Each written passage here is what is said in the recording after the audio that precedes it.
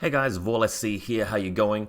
We're of course going to take a look at the new stuff that's just come out for the third offensive expansion for infiNity, the game. I'm just going to briefly be going through some of the bigger changes, having a look at some of the profiles, and generally talking about it.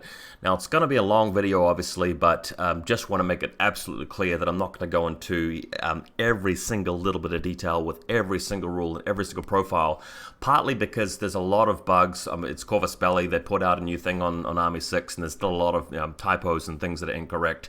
Secondly, I haven't had any time to play any games with the new stuff yet, apart from the last game where I sort of used one change to Morats, for example. So really, it's just going to be more of a reactionary video. Hopefully, in the coming weeks, I'll be able to do some really in-depth breakdowns on some of the new sectorials that are very brand new, like Varuna, Invincible Army, and the new military orders changes and Morats and stuff like that. But for now, we are just going to be generally talking about it. Next point. So, as you guys know, I'm usually quite critical of Corvus Belli. I'm the first one to put my hand up and say that they've done something wrong.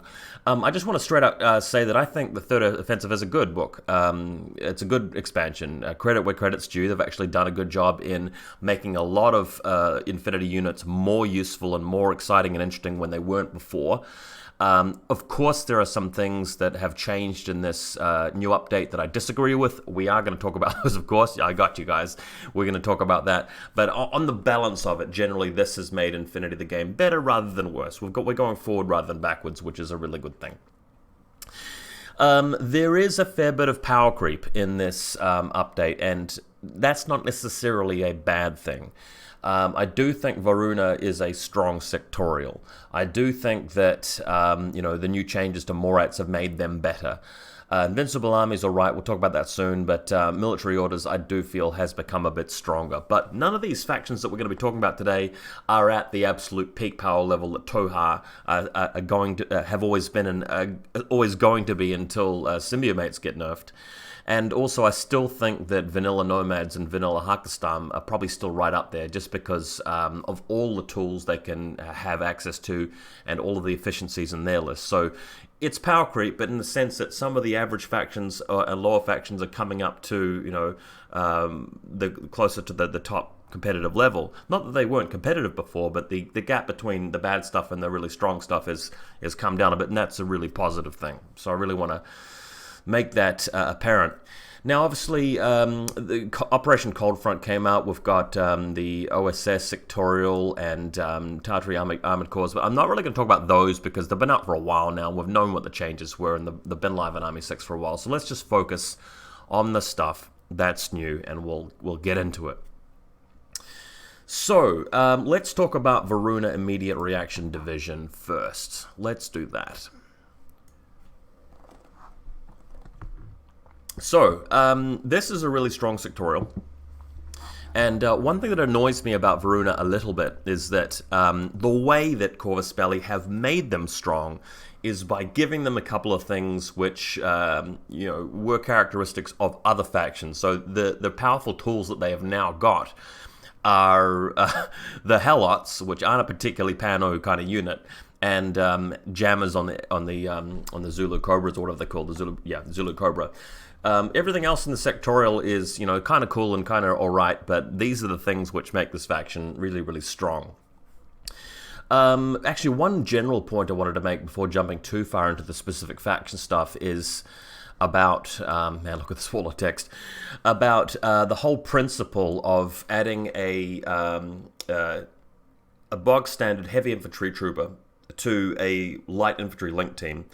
Back when I started infiNity a few years back, I was playing Imperial Service, the Yuching sectorial, and they were one of the only sectorials that could have a heavy infantry trooper, Ballistical 13, in along with light infantry, in this case Celestial Guards. So I was really abusing that, my Crane agent in there, wrecking people with a Spitfire and Maximus, X-Visor. And as you guys have well noticed, Corvus Belli have started this trend, this pattern now, where they are giving a lot of sectorials the opportunity to put a heavy infantry model in a light infantry link team, and that's a very strong thing. For those of you who may not really understand why that's so significant, the thing about a link team is that you can put a lot of cheap cheerleaders in the Link team that are still adding value to your list and your cause by providing that regular order of return. And rather than just sitting there doing nothing, they are providing the actual bonuses like plus burst, 6 sense level 2, and extra Ballista skill. And then you're coming along and bringing in a powerful sort of heavy infantry trooper, which is pretty decent on its own. And that specific model is going through the roof in stats without having to pay for more heavy infantry models. So that's quite a different scenario than, for example, taking only light infantry, where you have a pretty good defensive team, you've got the order battery, but the point man, the guy that's doing the shooting, is only so much better than, his baseline. Or, for example, the heavy infantry Link team, which is totally breaking the bank and forcing you to play limited insertion and becoming vulnerable to hacking and all these other problems. So any sectorial that can have a heavy infantry model in a light infantry team is going to take that option and do very well with it. So we originally saw that with, for example, Imperial Service with the Crane and the Celestial Guards. Right now, I'm going to be talking about the Orc Trooper, who wasn't really seen much previously. Now he's going to be seen all the time as a single Orc Trooper in a Fusilier Link team. But we're going to be seeing that in Invincible Army as well, and we saw it with I think OSS got something similar as well. Morats now can have a Suryat and the Vanguard Link, and they're just slowly doling this type of mechanic out to a whole lot of different factions. Anyway, back to it. What I was going to talk about is the fact that the Helot Militia, a brand new unit that Pano can take, I believe is availability 1 in vanilla Pano, and I'm just going to go back and double check that really quick. But as a availability 1 unit, this guy's not too big a deal, because he's not going to have a massive impact on the battle. He is just an irregular unit, although with Joan of Arc, he's even better, right? I assume you can take him with Joan of Arc in vanilla, so that's definitely something you're probably wanting to be doing if you're a vanilla player. But the real problem for me arises when you go to Varuna and see that, okay, he's availability 3. If I'm reading the Decoy Camouflage rule correctly, one thing I'm seeing is that you can put 2 decoy markers out. It's a bit like using Holo Echo 2. Unless there's some typos here, it says 2 static replicas of the user to deceive the enemy. Deploying the decoy state when it's placed on the table. Troop is represented by 3 decoys. There you go.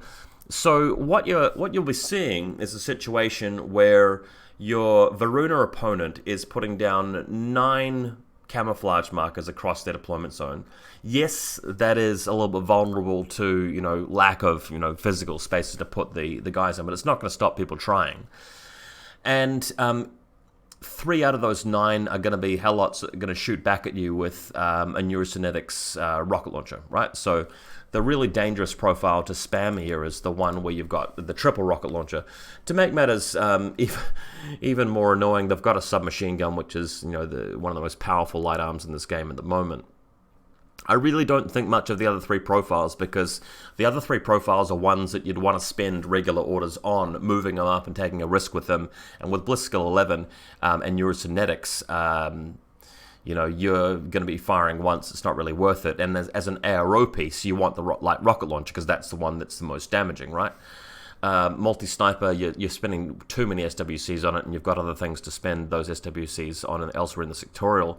Red Fury and the Shock Marksman Rifle, again, it's either the SWCs or a gun that's not really worth it in this Bliss Skill 11. But the light rocket launcher means that when you're moving out against this faction, you come into line of sight of a camo marker, and it could just be a decoy. So you might be moving cautiously when you didn't need to. That's slowing you down. Or you might be having to take, a face-to-face roll, whether the other guy's got, 2 dice to roll.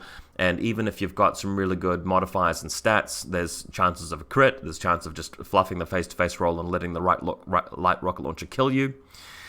So these guys are genuinely too powerful. Like they are too strong. I wouldn't mind if it was just availability 1 or 2, but for 3 of them there, you've got a deployment zone swamped with these markers, and the reactive player is in control there. They don't really care if the Helots die, but when you're engaging the Helots, you're wasting a lot of orders, and you're risking this possibility that they'll actually win the face-to-face roll, and you'll lose something important, and you'll lose the regular orders. So these guys really, really strong. I might talk about them a bit more if I do a specific Varuna breakdown, but these guys too powerful, and they're one of the things that are making this Varuna sectorial really, really strong. And they're not even a very, Pano kind of unit, which is kind of silly. So going to the Zulu Cobras, they've got jammers. So these guys immediately make us think of the Heckler in Nomads, because these guys also have camouflage. They've also got 4 deployment, similar, willpower and so on. The jammer guy also has an assault pistol and a sensor, so those things are nice. They are not super significant. The super significant thing is that you can have 3 other camouflage markers out there, beyond your deployment zone, or you can just mix them in with the Helots, right? So you've got a lot of disguise there. And, it's been said so many times before, jammers are very, very powerful because they can deny various different areas and zones. So if you're playing a game of, say, engineering deck or safe area, any of these missions where your opponent's got to move forward to objectives or control zones, move over to your lines, capture and protect, for example, the jammer is just completely shutting that down. It doesn't matter if they have smoke grenades, doesn't matter whether they're hackable or not. The only thing that gets around jammers is stealth, but as soon as you do something, then you're going to get jammered.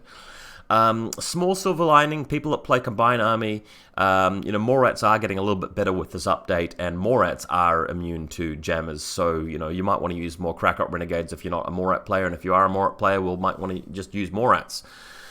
But the fact you can take 3 of these guys really means you can cover that really wide area, and it's very, very powerful. I'm not necessarily saying that you're going to take 3. I think you can get away with 1 or 2 and spend the points elsewhere.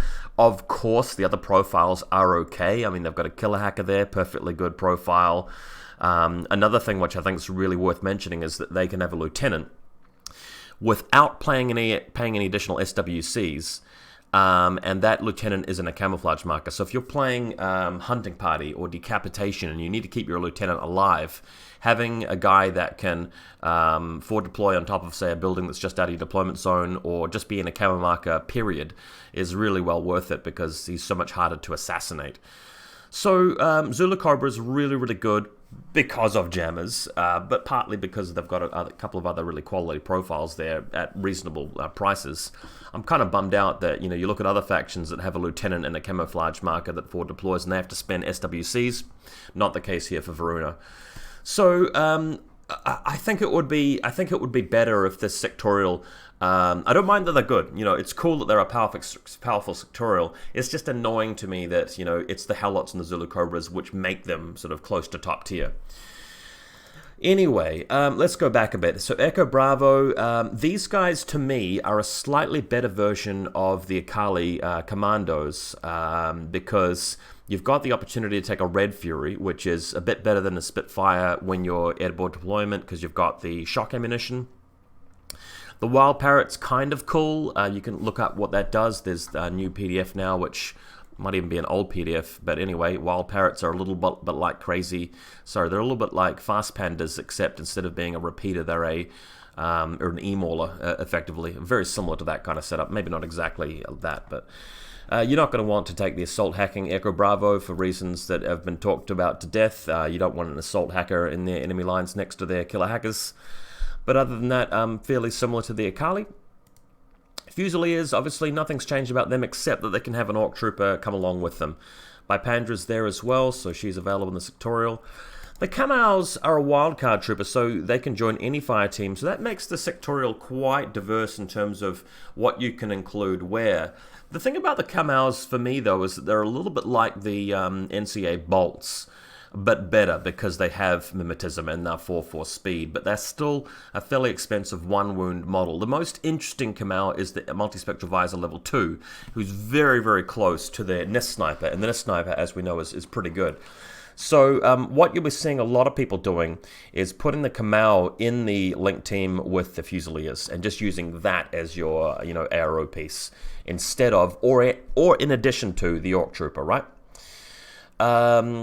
So there's the Montasser order, Motorized Knights. I guess I'm going to be talking about these when I talk about military orders anyway today, but I think these guys are okay. I would run one. I wouldn't run him all the time. The fact that he's fast, he fires his multi-rifle pretty well, Ballistical 13, he's got mimetism, it makes him decent in the role of a fast attack piece, right? I'm not too keen on the boarding shotgun. Maybe the paramedic, yeah, you could take that guy if you want, that's fast specialist, but this is a faction where you've got, the Echo Bravos and the Zulu Cobras and plenty of other ways to get a specialist up there, so that might not be that important. He is hackable, which is quite interesting as a bike, zooming around. Obviously, he's got martial arts level 2, so I would assume that he has stealth, even though he's on a bike.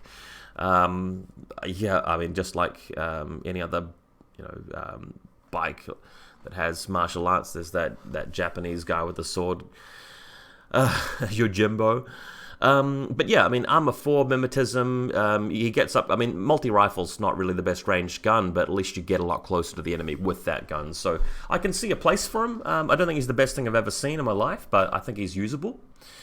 So Orc Troops, again, we've got this big wall of text, and straight away you can see that, they're basically duplicators. So there's the top half of the text, the bottom half of the text. The bottom list of profiles are the ones that have the multi-terrain and stealth. Yes, you would want to spend a couple of extra points for those profiles if you're going to be playing a scenario like Rescue or somewhere where there's a lot of forests, a lot of difficult terrain, and if you are planning on moving the Orc Trooper through the battlefield. I feel that more often than not, you just take the basic Orc Trooper and probably the Feuerbark, right? So the Feuerbark guy is just the guy that's going to sit there behind partial cover with as much view of the board as you can in a link team with Fusiliers, and he's just going to pump out these Ballistical 17 shots with the Feuerbark all game, and if he gets hit, he's got armor 4 plus 3 for cover, and you're going to have a trauma dock there. So straight away, you go over, you add a Fusilier Lieutenant, and maybe 3 or 4 other Fusiliers, and you've got your link team. You may put a hacker in there, you may do this or that, but that's generally how you're going to play this faction, right? You're going to have that defensive link team. So, one other thing I noticed about Varuna is that, you're still going to want the Bulletier, right? Because that's your best attacking piece, unless you go for the Montasser, but I prefer the Bulletier personally. And you're still want the Fusilier hacker in there, right? The only thing about this is that you run out of SWCs if you also want the Kamau. So, one interesting thing is that you have got to give up either the Kamau or one of the Helots, in this case, to be able to afford everything with the SWCs. So that is a small mitigating factor. At least I'm relieved that I'm not going to be up against 3 Helots and a Bulletier and a regular hacker for assisted fire and the Orc and the Kamau. So you can't quite afford all of that, but it's still a pretty scary list. Even if you drop 1 Helot or add the Helot back in there and drop the Kamau, I'd probably be more likely to drop the Kamau, although, MSV2, very, very useful. And you've still got a really powerful setup. So this is close to a full list with only 227 points been spent. And, yeah, it's looking pretty strong. Is this sectorial comparable to NCA in terms of strength? Yeah, it's a bit better than NCA because of the jammers, because of the Helots, in my opinion. The thing about NCA, though, is that you can have a Swiss Guard, you can have the Bulletier, you can have the Fusilier missile launcher in the link team. It's not as good as the Orc Feuerbark, but you've still got a pretty beefy list, and it's not that much worse. It's just annoying that now Pano have 3 jammers and, a massive way to spam camo markers with the Helots. I just find that a little bit irritating. There is this Patsy Garnet Orc Trooper as well. You can add her in there as well, but the Orc Trooper, the thing about him is he's a heavy weapons platform, whereas Patsy, yeah, I mean, you're paying 37 points for, this chick that's going to be in your deployment zone moving up with the SMG. Sure, she can join link teams that are going to be aggressive, but, you've got to have a bit of a game plan. You've got to really plan ahead and feel like you're going to be playing a list where she's going to be part of a link team that's going to be moving forward and being the crucial, attacking feature. As it stands, I mean, to perform the role of going out and killing things, I'd either be making a cutter list, which isn't really much of a sectorial list, or, well, actually, you know, Cutter plus the Fusilier was pretty cool. So I'd either be going Montasser, multi-rifle, or just the straight old Bulletier, probably the best choice, to be honest. Or maybe even one of the new guys, like the Echo Brava Red Fury, or the Zulu Cobra Spitfire, something like that. And then you've got a little bit, the rest of the bases covered. You've got hacking, you've got great AROs, your deployment zone, reasonably well defended, especially because of the jammers. You've got plenty of really good specialists now, so really strong sectorial. Yeah, just a little bit annoying. We'll come to military orders soon. I want to give Yu Cheng a bit of a turn to talk about Invincible Army. So this one's a bit of a fun one.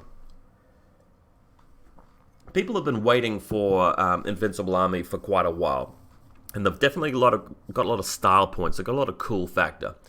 Before people get too frothed up about them, and I know I'm a little bit too late. Everybody's just frothing at the mouths about how cool Invincible Army is. We need to sober up and just remember that this is a faction that is Yu Cheng faction, but you cannot take Guangxi. The best thing about Yu Cheng, you can't take Shaolin monks, which are an amazing way of generating smoke. In fact, I don't believe this faction can have smoke at all. I might have missed something, and we'll definitely pick up on that as I go through the profiles.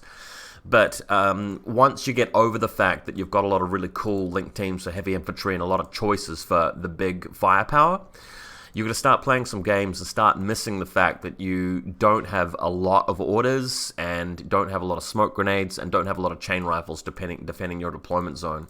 And despite a lot of tin bots and so forth around here, you are going to be quite vulnerable to hacking. So just bear in mind there is going to be a bit of a honeymoon period as you're painting up all your models, and then later on there may be some frustration when you realize that your faction, in terms of its overall capability, might not be quite what you were wanting out of it. So, Zhanshi can be a core link team for the first time ever, but Zhanshi are just such a stock standard neutral unit in infiNity, it doesn't really matter that much. What does matter is that, now you can have a heavy infantry model in there. So, for example, you go over to Shang-Chi, one Shang-Chi can join the Zhanshis, and that's generally what you're going to be wanting to do with it. You're going to be wanting to just put the heavy rocket launcher guy in there and do what every other sectorial does that can do this kind of thing. You don't really want to be fancy with the flamethrowers and the combi rifles and stuff like that. That's not really what it's about. Sure, you could make a heavy infantry pain train with them, but there's so many factions and heavy infantry types that can already do that. We're not really going to learn too much new there, but one Shang-Chi, heavy rocket launcher, and then you put in your field observer, your lieutenant, your hacker, a basic combi rifle, lieutenant decoy. You've spent 92 points, and that's a great cornerstone for this sectorial. After that, I mean, if I'm making a really serious list, that's not a limited insertion list, I'm going to be adding a lot of cheap cheerleaders, one or two of the big guys, and trying to round out to about 14 or 15 orders. So that's pretty much the boring way of playing it, but probably the most effective way of playing the sectorial. Of course, though, we want to talk about the stuff that's a bit more fun. So let's have a look quickly at some of the new profiles. The Dowel Yang, and by the way, if you speak Chinese, you're going to be a little bit cringed, a bit cringy at my mispronunciations of these names, but do my best. So this guy is a one wound model with 4-2 speed and is in the 20s, so he's quite expensive. So straight away, don't really like him that much, but he does have camouflage, which is always good.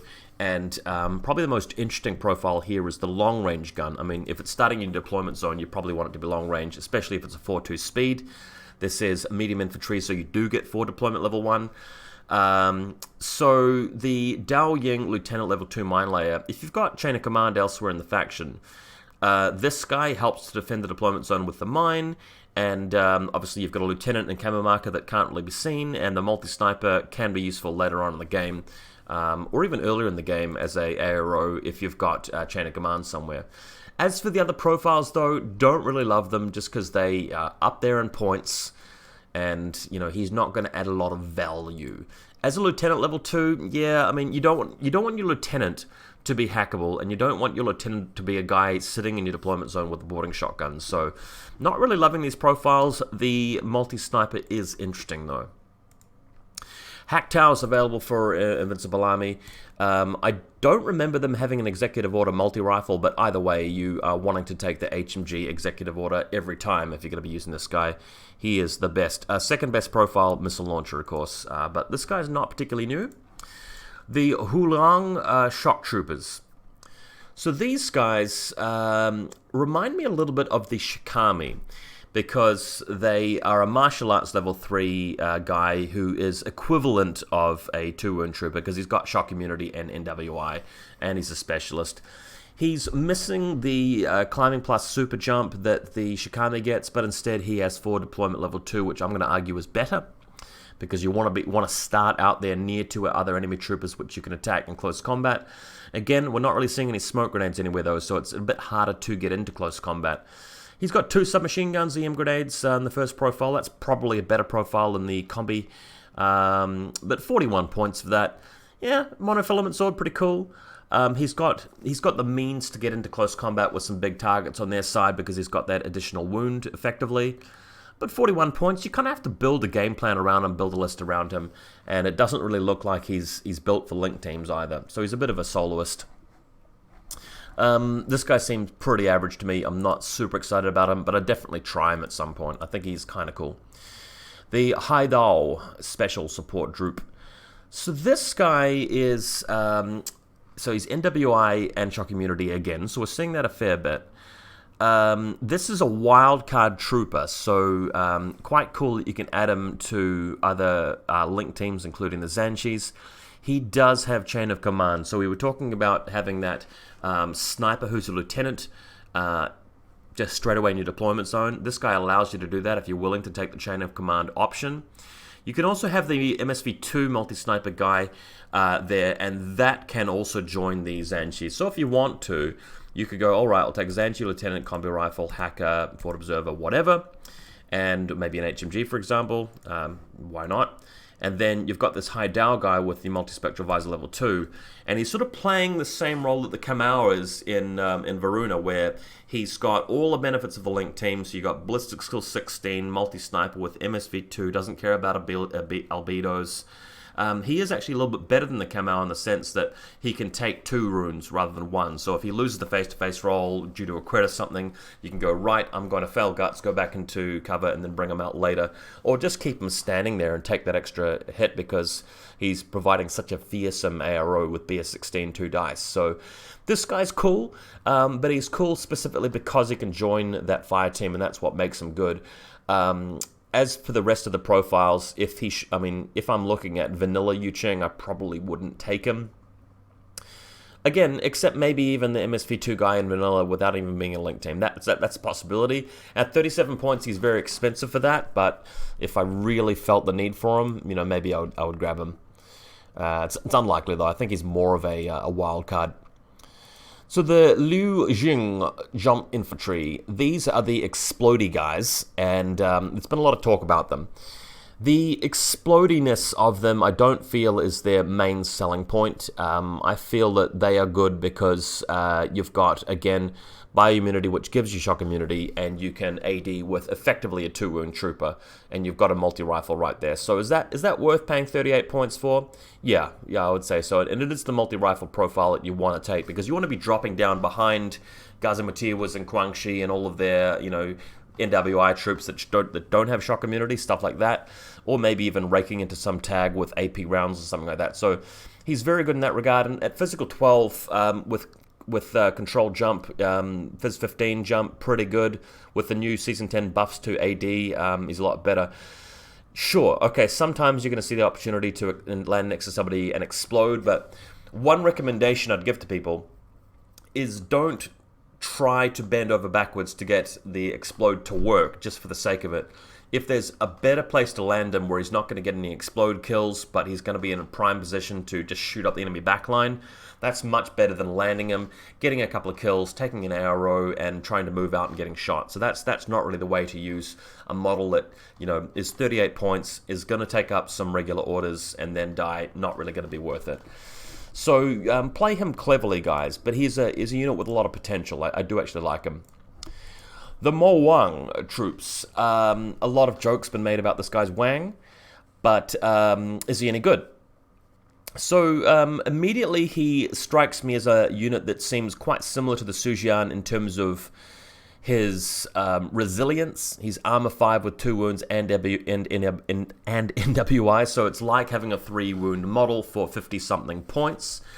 If you want to play him as a model that's going to be winning face-to-face rolls and just shooting people up from midfield, he's better than the Sujian. But all things considered, if you're wanting to play him as a piece that moves out, spends a lot of orders, finds the line of sight to things, and finds the engagements, the Sujian's better because of its speed.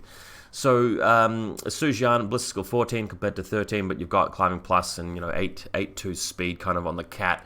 You got that flamethrower in there. So I would be taking the Sujian more often than not. Can the sectorial have the Sujian? I'm not seeing him in there. Is that a mistake? Like, the Sujian would have struck me as a real sort of heavy infantry trooper, although you've got so many heavy infantry in here that, wow, I don't think you can, unless there's maybe either I'm blind or there's a typo, maybe you can't have him. So just coming back to him, it's cool that it can be the lieutenant because you can again take a chain of command guy in the sectorial.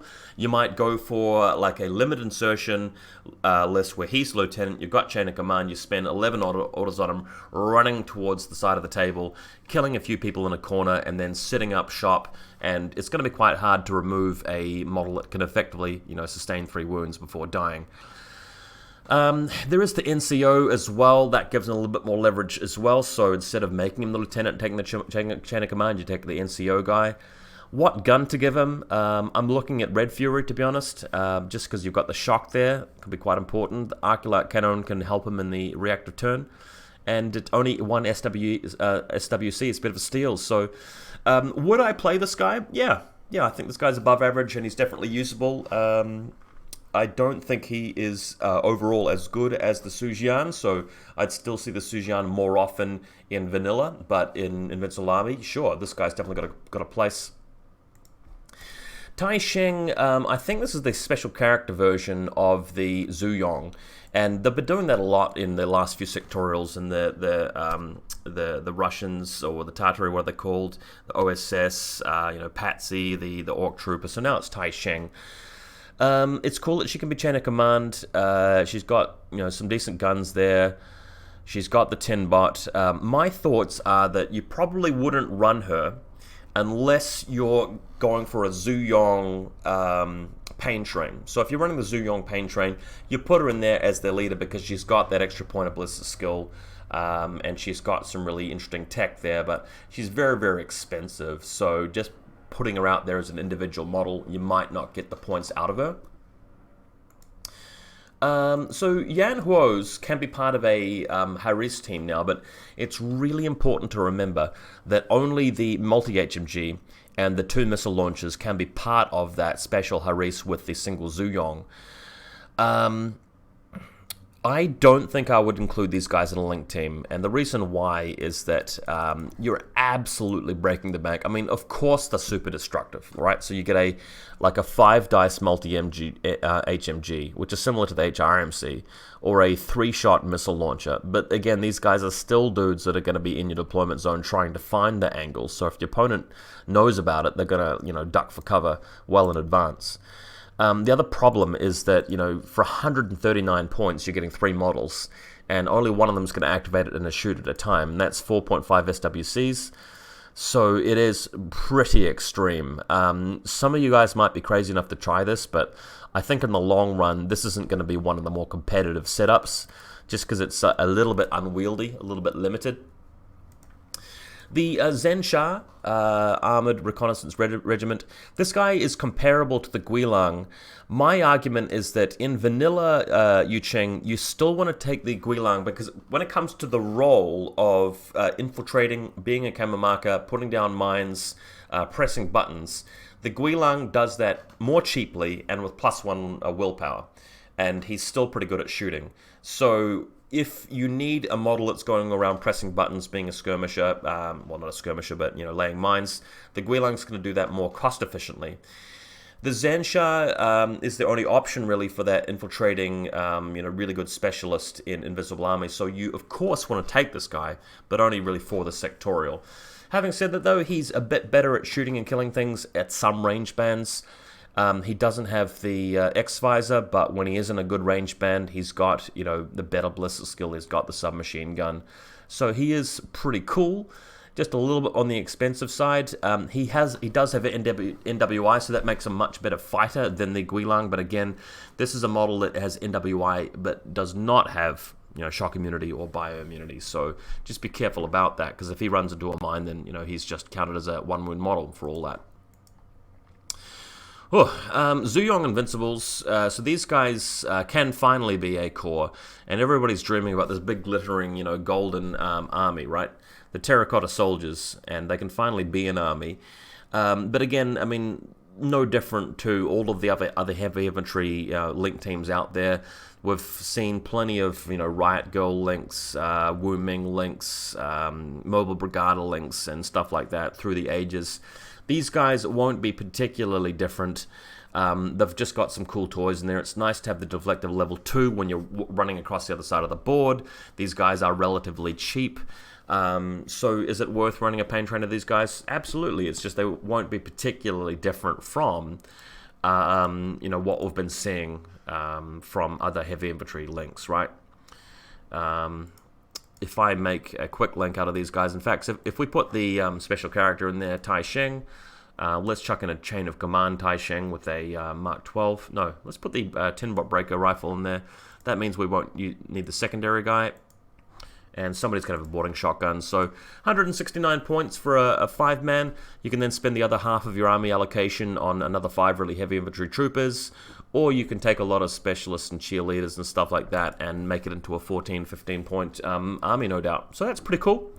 Not every faction can do a, you know, heavy infantry link in the context of a 14 to 15 order list. So that's good. I think I probably want to stop there. I mean, there's no need to talk about all the other remotes and stuff that haven't really changed, but overall, these guys offer some really cool modeling opportunities for creating a really good-looking army. The link teams are semi-interesting. I don't think they're a super powerful sectorial because they miss out on all of the cheerleaders and skirmishes and warbands that Yuching previously could have.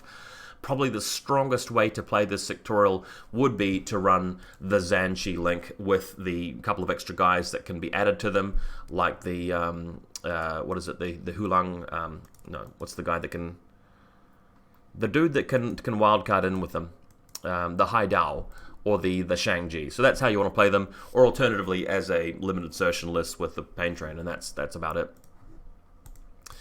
Don't worry, guys. I probably will come back and do a much more in-depth sort of strategic, you know, building list and so forth. You know, look at these sectorials at a later date, right? So not to worry. Moving on to military orders, these guys have had a bit of an overhaul, and before everybody freaks out about how cool all of the new stuff is, please be aware that you have just lost Fusiliers. So you cannot take a 10-point, you know, Fusilier Lieutenant at the back of your army just to hang out there. Now, a lot of the time you're going to take Joan anyway, but you've now lost one of, you know, your credible lieutenant options from this army, and you have also lost the opportunity to have a really cheap hacker sitting at the back. What have we gained though? So Constantinos hasn't changed a lot, Machinist pretty much the same. Order Sergeants are a bit different now because once again you can have a heavy infantry model join them. They can also join a heavy infantry link, so the Pain Train setups you can have with the, you know, big group of charging knights there is a bit more affordable once you can add a Order Sergeant in there. But let's take a look. Immediately, one of the things which really jump out to me is the option where you take maybe a hacker and a few combis or something like that, just some sort of cheap setup. And you can have a Father Knight join them now. So if you go grab the Father Knight missile launcher, for example, if you want a purely defensive link like this, you've got 5 regular orders just hanging it back. They're never going to leave the deployment zone, most likely. And you spend 2 SWCs and 109 points, still got plenty of points left over. And there's a Ballistic Skill 17 missile launcher hanging out there with 6 sense level 2, 2 shots back, and he's got armor 5. So if you sit him there behind cover with a trauma dock, he's even better than the Tanko missile launcher in the Kaisotsu Link team, for example. He's really, really strong. So one of the ways that I would play military orders would just be to do that. I think that's really super effective. You might also point to the fact that you can take a Blackfriar there as well. The thing about the Blackfriar, though, is that the multi-sniper, He doesn't have the albedo, but he's still pretty good. I mean, this is a little bit like taking the Kamau in the Link team, or the High Dowel, whatever it was called, and having a Blistical 16 MSV2 guy in a Link team. So this is now possible, right? Oh, sorry, I take it back. The rules say, Special Fire Team Core, up to 1 Blackfriar with, brackets, albedo biometric visor level 1 can join the Link team. So, sorry, scrap all of that. I went in there too fast. It is true that only the multi-rifle can join this Link team. So if you are planning on moving out with them, if you are planning on firing that multi-rifle from a position near your deployment zone, sure, add him in, by all means. I don't particularly love him. He's definitely better in the Link team, but you just have to be planning on actually moving out with him, right? You might even actually go for a setup where you have him deployed just out of the deployment zone, give the Father Knight, say, a Spitfire, and have this really aggressive run. You know, the Blackfriar's, running and trying to keep up with him with his 4.2, but with a Father Knight in the Link team with a Spitfire and a multi-rifle, MSV2 guy in there, that might be quite a fun attacking sort of contingency. Yeah, so a couple of really cool options there for Order Sergeants. Really like that. Tech B is the same, Trauma Doc's pretty much the same, Warcore is the same, Crusaders fine, Blackfriars, we just talked about that. I believe that the Knights of the Holy Sepulcher have changed. It appears that they have 4 deployment level 2. I can't remember if they had that before, but 4 deployment level 2 is definitely a goodie. Are they worth 55, 57 points yet? I'm not really sure. I mean, I think Holo Projector level 2 is not really the best ability, just because everybody can delay against you, so it's not wonderful. Giving them a chain of command option is kind of nice, but taking a 50-point guy in addition to your 40 to 50-point Knight Lieutenant, I don't know. Maybe in the context of a limited insertion list where you have one chain of command Holy Knight acting as a specialist with Whip 14, and that's what he's going to do. Then you got Joan or Link team or whatever. Then that's a maybe, but I'm not really sold on this guy just yet. DeFerson, so he just counts as a Hospitalier now in their Link team.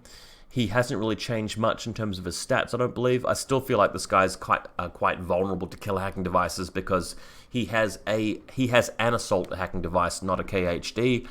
One thing that has made it better, though, is that the Knights of Santiago can take this beautiful new killer hacking device with a 10 bot. And this is something that the Crusading Knights really needed. You've got stealth, but once you start shooting at things, you become vulnerable to hacking, and you want that 10 bot in there. And being a hacker does allow him to help win those cyber wars in the middle of the table as well. So this guy's really cool. So apparently you aren't going to be seeing much of a massive link of just Santiago's, but you weren't seeing that much in the previously anyway. The cool thing is that you can now take one of these guys and then take Joan, for example. So this is a list you sometimes see on my channel doing my bat reps, where instead of taking 4 hospital knights, you take 1, 2, 3, and you take these guys specifically, the HMG Doctor and Boarding Shotgun.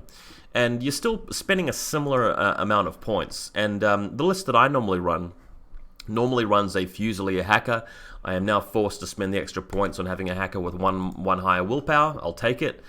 My list also runs a Pathfinder, so I chuck that in there. I think the SWCs have changed slightly, but Joan gives you +1 SWC capacity. So I would still be taking the double Order Sergeant MSR rifle, that is. And instead of taking a Tech B, I take a Warcore. Because, I mean, at the end of the day, it's just going to be a 3-point guy. It's just that the Warcore is not going to be a specialist, unfortunately.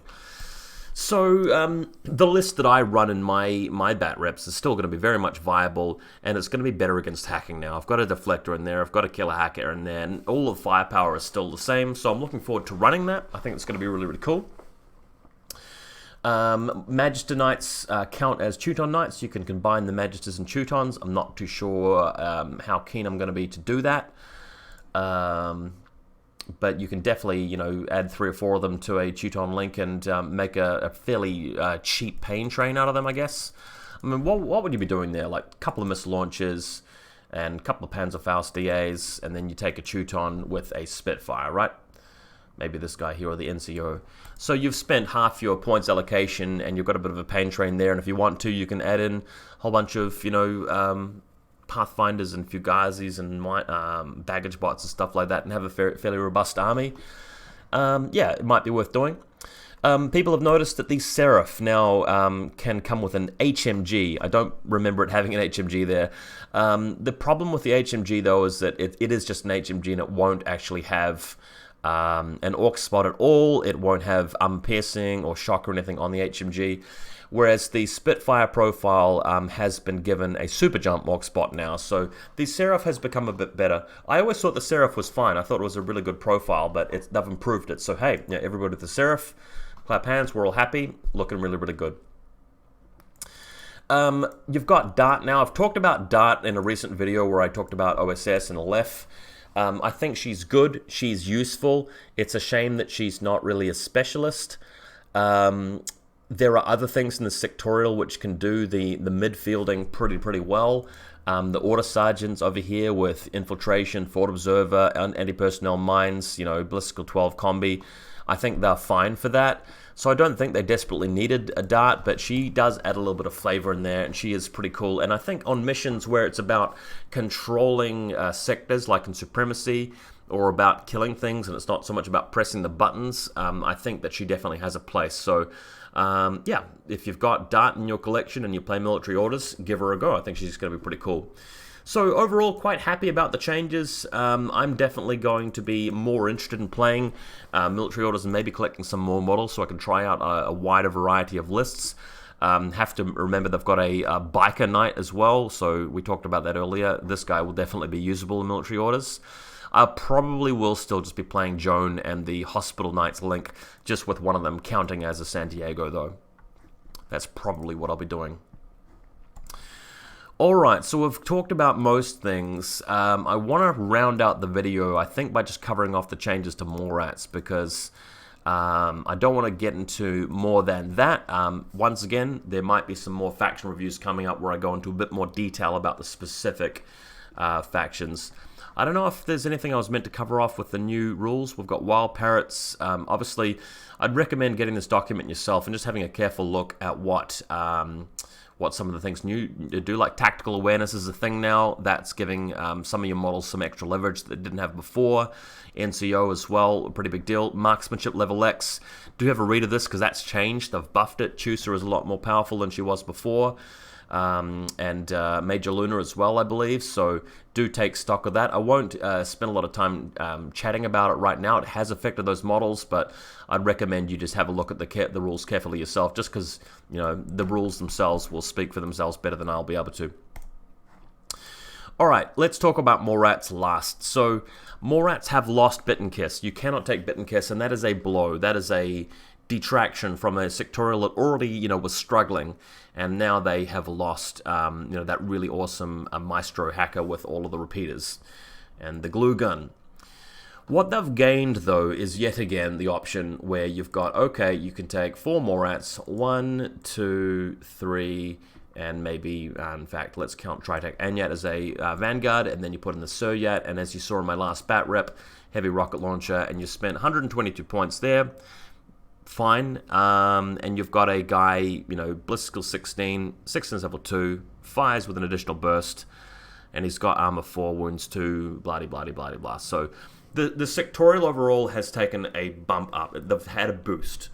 I am fine with losing Bit and Kiss to gain the Suryat. I think that's a really good change. So that's been really good. I will probably be playing Morats a bit more in future and Combined Army in general, just because we have hecklers showing up with jammers now. We've got those Cobra dudes, or whatever they're called, Echo Zulus or something like that, with jammers as well now. And being immune to jammers is a really big deal. The Morat rule originally was a bit of a maligned rule that you didn't really want because it was overcosted, but purely to have the ability to not be isolated is kind of starting to become more important in today's meta. So Garats have received a new profile where they can have a Feuerbach with full auto level 2. This means when you're firing at them, you've got an additional burst, so like a burst 3 Feuerbach, which is pretty cool. and -3 to their face-to-face rolls. So he's become a lot more powerful. And if you have a 4-buck model in your collection, I definitely recommend trying that out because it's quite beefy. However, Sogorats cannot be in a Link team anymore, whereas previously they could be in a Haris team with Kornak. So I feel like, all in all, that's still a little bit weak. Bioimmunity, I'm not too sure if they had that before, but that's not a big change. It'd be awesome if you could have like full auto level 2 on your AP HMG, or if it had been fatality level 2 on an APMG. I was really hoping for that. I probably won't go out of my way to buy one of these guys, but definitely, full auto level 2 on a 4-back. Is it worth paying 10 points for? I don't know. It's a lot of points to pay. It is strong, and if that guy's going to be your point man, if he's going to be doing a lot of the work, then you probably should spend that 10 points. But overall, I don't feel like Sogorats have improved a lot with this change. I mean, they've just had a little bit more of an expensive option. Raktoraks can join any fire team of the sectorial army, and you can take 2 of them. So that gives me a little bit of hope for taking Yaogats.